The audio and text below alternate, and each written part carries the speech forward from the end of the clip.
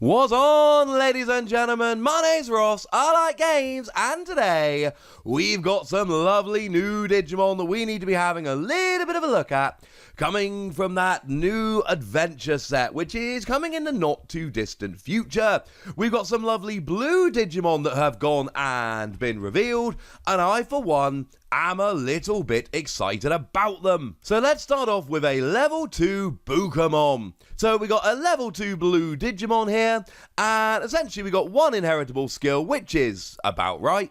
And what we've got here is on your turn, once during your turn, when a Digimon comes into play from your Digimon's Digivolution sources, gain a memory. So essentially, when you've got one of those cards that lets you play a Digimon from your Digivolution sources, go and gain a memory. I mean, we saw way back in BT1 Metal Garurumon, when you attack, you can play a level 4 or lower Digimon card under this card as another Digimon without paying its memory cost. At the time, that always seemed really good to me.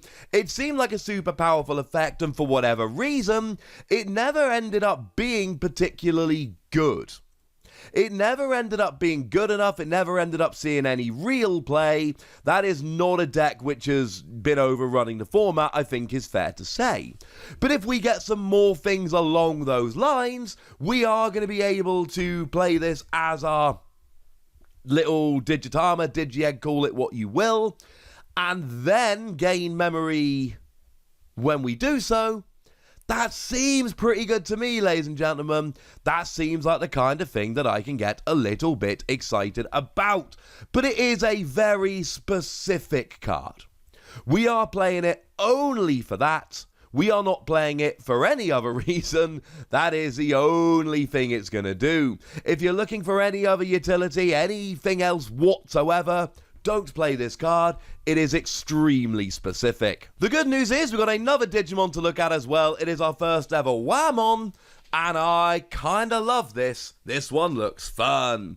So it's a level 5, 8 cost to play normally, 3 cost to Digivolve, 7,000 power. And I should say our translations here come from the lovely folks over at Ensan Gaming, as well as the lovely DigimonCard.dev, and any translated proxies we use, as always, come from them. So we've got an 8 cost to play normally, 3 cost to Digivolve, 7,000 power, which means it is 1 cost to play normally more than average, which is a big deal because we've got one skill here. It's a really good skill, but it's a play skill. When you play, you may play one level 3 Digimon card from one of your Digimon's Digivolution cards as another Digimon. If you do, you may place one blue Digimon card from your hand at the bottom of one of your Digimon's Digivolution cards. Now, there is a lot going on there, but basically, this is really good. Now, let's take this part by part. First part of this is, you get to play a level 3 Digimon from one of your Digimon's Digivolution cards just as another Digimon. And the rule here is very simple. It does not say that you cannot use any play skills, which means you can use play skills. So things like Gabumon, that when you play it you get to draw a card. Yes, that will work absolutely beautifully. That will be awesome. Or Gomamon, when you play it, you trash the bottom Digivolution card of one of your opponent's Digimon.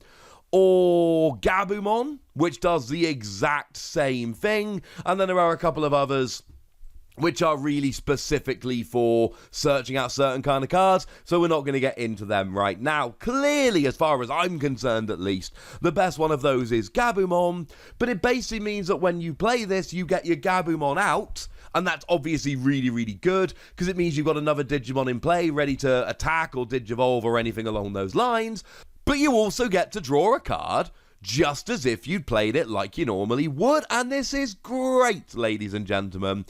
Absolutely great. I love this. But then, of course, we've got the second part of that skill that lets you place a blue Digimon card from your hand at the bottom of one of your Digimon's Digivolution cards. And assuming the translation is correct here, and DigimonCard.dev have not been letting us down when it comes to the translations, this means you can place any blue Digimon at the bottom of any of your Digimon's Digivolution cards, which is phenomenal. Because what that means is you're going to be able to take any inheritable skill and give it to any Digimon, which just opens up so many possibilities. And that's what I really like about Whamon here. I love the possibilities that it creates. I love the options that it gives us, and this makes me extremely happy. And it's kind of down to the point here where I'm like, well, what do I even do here? Like, how do I even start looking at this and start deciding which skills might I want to use for which Digimon? This is the kind of thing where you need to sit down and look at every single Digimon there is, every blue Digimon with every inheritable skill, and start looking for all of the options, and I absolutely love it. I think this is a really, really fun thing, which is going to lead to some really, really good decks. It's just great. It's absolutely great. I am a huge, huge fan. And of course, let's not forget that if we combine that with Bukamon there, because I'm playing a level 3 Digimon card from one of my Digimon's Digivolution cards, I get to gain a memory as well. So again, if I'm playing Gabumon, I'm drawing a card, I'm gaining a memory, and I'm getting an extra Digivolution source. And not for nothing, but remember that Digiburst is a thing. And it means that you have to trash cards from your Digivolution sources. So if you're playing a Digiburst deck, something like a Zed Garurumon, for instance, then giving extra evolution sources means you're going to have more activations of those Digiburst skills, which is clearly going to be a very, very good thing indeed. This opens up so many options. I'm giving this 4 Wassies. I think it's a really, really good card.